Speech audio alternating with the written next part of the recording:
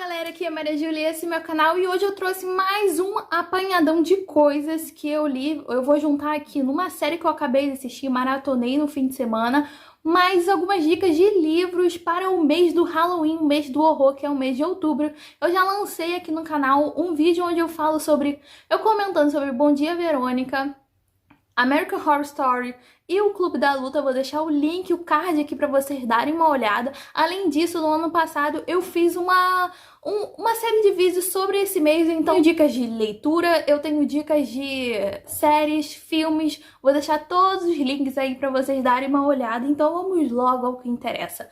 Eu vou falar hoje sobre A Maldição da Mansão Bly, e o que acontece, gente, é assim como se fosse uma segunda temporada da Maldição da Residência Hill. Inclusive, um desses vídeos onde eu dou dicas de séries de terror pra vocês assistirem, eu falo especificamente sobre essa série que é A Maldição da Residência Hill, e dessa vez lançaram A Maldição da Mansão Bly. O que acontece, gente? A história não tem nada a ver, nem relação alguma com a primeira temporada. É como se fosse um estilo American Horror Story, onde que tem uma temporada com início, meio e fim, onde o que acontece ali não tem nada a ver com as temporadas seguintes, só o principal tema que é sobre o terror, espíritos, fantasma, esse tipo de coisa. E o que acontece, gente, na Maldição da Mansão Bly, alguns dos nossos personagens que a gente conheceu lá na primeira temporada vão voltar com personagens diferentes, outra pegada. Inclusive temos até a atriz que faz a série You, que é a protagonista da segunda temporada, ela é a protagonista também da Residência Hill. E o que acontece, a gente vai ser apresentado a Danielle, ela tá tipo assim, fugida dos Estados Unidos, ela veio lá dos Estados Unidos para uma cidade na Inglaterra, e lá ela vai ser a babá, a tutora de duas crianças que são órfãos. Os pais delas morreram, e o que acontece, gente, o único parente que elas têm vivos e que vão cuidar dela é o tio. Sendo que esse tio não quer muito se familiarizar, ficar muito presente na vida dessas crianças, então ele sempre contrata pessoas para fazerem isso por ele. E o que acontece? Então vai contratar a Danielle, ela vai ser a nova tutora, a nova babá dessas crianças. E elas moram na mansão que é gigantesca, tem muita história, tem uma mansão que tá ali há muitos e muitos anos. Essa série vai se passar nos anos 80. E a gente vai ser apresentado alguns dos nossos personagens. A gente vai conhecer as duas crianças, que é a Flora e o Milos. E o que tem? Essas crianças, elas são atores sensacionais, incríveis, são impecáveis, vocês acreditam em tudo que elas falam. E elas são personagens, assim, muito interessantes. São essas crianças que são meio que o meio termo entre o mundo espiritual, que elas veem algumas coisas que acontecem ali naquela casa, e a gente. E desses três personagens também vai ser apresentado a Hannah. É como se fosse a governanta, ela limpa a casa, ela tá ali sempre cuidando das crianças. A gente vai ser apresentado ao cozinheiro da casa, que eu não me lembro o nome dele, e a jardineira, que no começo a gente não dá muita bola pra ela, mas ela vai ser um grande personagem que vai se desenvolver extremamente, e no final você já tá, tipo assim, chorando e caída aos pés dela, porque você se comove, você vai crescendo junto com essa personagem. Então, eu não tenho como não comparar com a primeira temporada. Pra mim, a primeira temporada, ela é muito pesada e muito até aterrorizante em alguns momentos. A gente vai ter, eu acho que a sacada incrível da primeira temporada é que a gente tem a visão deles, crianças, quando eles passaram por aqueles traumas, pelas questões dos espíritos fantasmas naquela casa que eles viveram, e eles adultos com as consequências daquilo tudo que eles presenciaram e viram. Nessa temporada, a gente já vai ter, assim, contato com aquelas crianças, a gente vai ter o contato ali com aquela casa, questão muito familiar. Nas duas temporadas, a gente vê ali questões familiares, de convívio de família, problemas internos e problemas de gestão ali na casa. E assim, pra mim, a primeira temporada foi muito superior. Quando eu estou na pegada de ver filmes de terror, eu já fui com uma expectativa bem alta, porque eu já conhecia a primeira temporada. Pra mim, a primeira temporada chega a ser até incômoda em alguns momentos, e ela é, tipo assim, muito impecável, e tem várias viradas. Essa também tem bastante virada, vários plots, mas assim, em relação ao terror, à questão dos fantasmas, eles são bem menos do que na primeira temporada. E eu tenho que falar que essa temporada, ela tipo assim, tem uma questão a mais, porque eles explicam bastante tudo o que aconteceu. Eu acho que explicam até mais do que a primeira. Nessa temporada, né, na Mansão Bly, Tem um episódio, inclusive, que é o 8º episódio, são 9 episódios essa temporada, de 40, 50 minutos, basicamente, cada episódio. E no 8º episódio é só pra explicar tudo a origem da Residência Bly. Eu acho que essa explicação, ela é super importante, a gente entende muita coisa faz sentido. Só que eu acho que eu senti falta de não saber tudo o que eu tinha pra saber, todos os mistérios, sabe? Sempre ficar naquela coisinha, pô, o que será que aconteceu? Aquilo ali tem a ver, por que isso está acontecendo? Eu acho que eles explicam bastante, explicam até mais, eu acho que deveria ser necessário. Eu achei um episódio inteiro pra falar dessa origem da casa, eu achei um pouco demais, sabe? Mas a série, ela não é cansativa. Eu achei que os 4 primeiros episódios, eles são impecáveis. Eu acho que eles são bem do estilo da primeira temporada, em que você fica instigado, você quer saber o que tá acontecendo, você fica assim naquela coisa, será ou não? Será que eles estão vivos? Será que eles estão mortos? Será que o que tá acontecendo? O que está acontecendo? Eu acho que nas primeiros 4 episódios eles são bem nessa pegada. E depois, a partir do 5º, eu acho que eles tendem a explicar tudo, muito e várias vezes, sabe? Apesar dessas ressalvas, a série é muito boa, a série você dá vontade de saber até o último episódio, você quer saber o que acontece. E eu acho muito interessante que eles fizeram uma coisa assim, tipo, dão uma resolução toda pra situação da casa. Você pensa que acabou a temporada, mas ainda tem, tipo, um a mais ali, um pós-fácil do que aconteceu depois, que eu também não tava esperando, mas é uma série muito legal, fica aí a recomendação pra vocês assistirem. Então, junto com esse comentando sobre a série, eu vou dar dicas de livros de terror suspense pra você ler aí nesse mês de outubro. Então eu vou começar com uma das minhas últimas leituras nesse gênero, que é A Garota no Lago, que é um livro de suspense, um thriller psicológico, que eu não é um dos meus favoritos, eu tenho várias ressalvas sobre esse livro, inclusive eu tenho resenha aqui no canal, falando especificamente quais foram os pontos que eu não gostei tanto assim, mas é um thriller que você quer saber até o último minuto o que foi que aconteceu. A gente vai ser apresentado a Becca, que no primeiro capítulo ela vai morrer, vão matar essa menina, a gente não sabe o que aconteceu, porque aparentemente ela é só uma menina normal, não teria nenhum motivo plausível para isso ter acontecido com ela.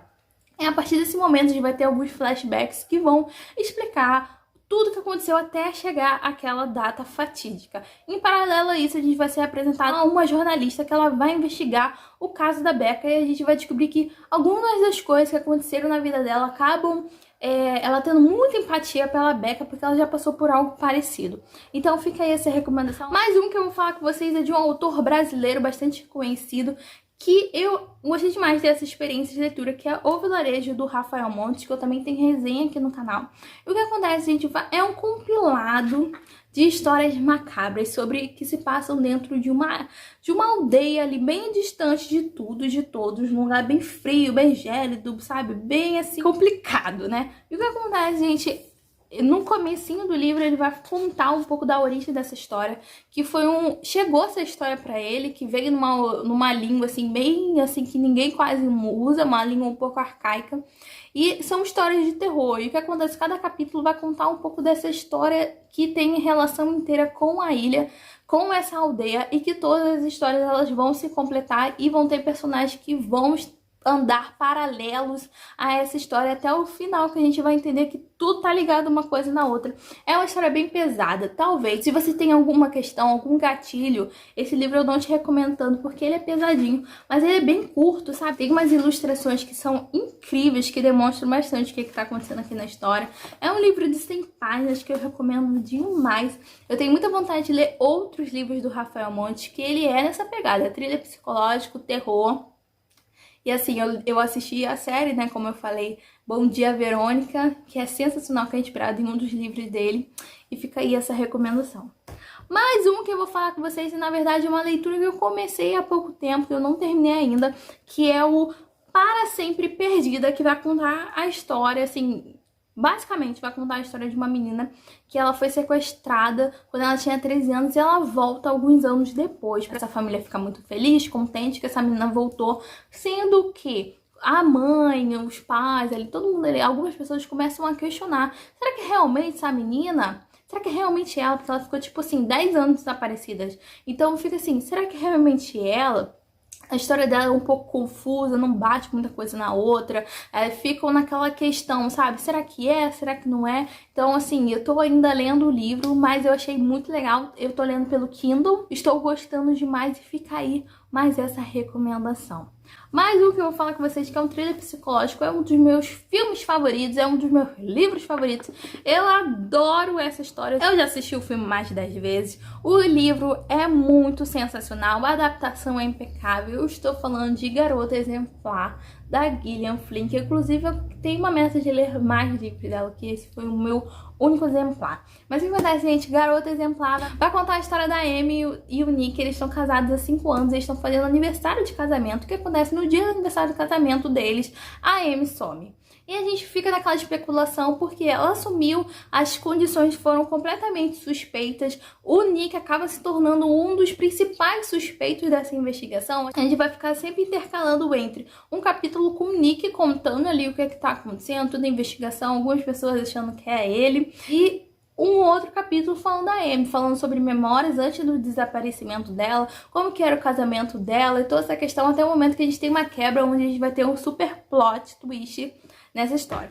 E pra finalizar essa lista, eu vou falar sobre um livro que eu já falo bastante aqui nesse canal. Tem vários vídeos que eu acabo citando esse livro. Eu estou falando de It, do Stephen King, que inclusive eu li nessa quarentena de meu Deus, nesse 2020 abençoado, onde me deu a oportunidade de ler um livro de 1000 páginas e foi uma experiência, assim, sensacional. Eu acho que eu tenho algumas ressalvas, principalmente sobre o final e sobre um pouco da escrita do Stephen King, que ele é um cara completamente prolixo. Ele descreve bastante as cenas dele e eu tenho que falar que foi a minha primeira experiência. Eu não necessariamente recomendo que você que nunca leu o Stephen King, leia ele como primeiro, sabe? Eu sei que It é um livro, assim, super popular e eu comecei por ele. Meu primeiro contato com o Stephen King foi a partir desse livro, mas eu não recomendo tanto para você um pouco se acostumar com a escrita desse autor, que pode se tornar cansativo em algum momento.